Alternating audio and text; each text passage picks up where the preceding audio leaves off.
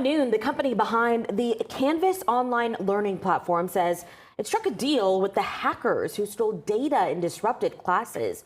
During finals, the group Shiny Hunters threatened to leak information on hundreds of millions of users worldwide. As part of the agreement, Instructure, the company behind Canvas, says the data was returned and it got digital confirmation.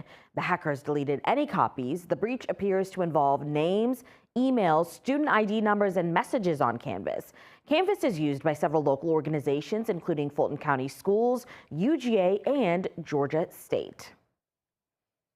Well, Fulton County school leaders say they're pulling the plug on Canvas for the rest of the year. All right, we'll be watching that closely.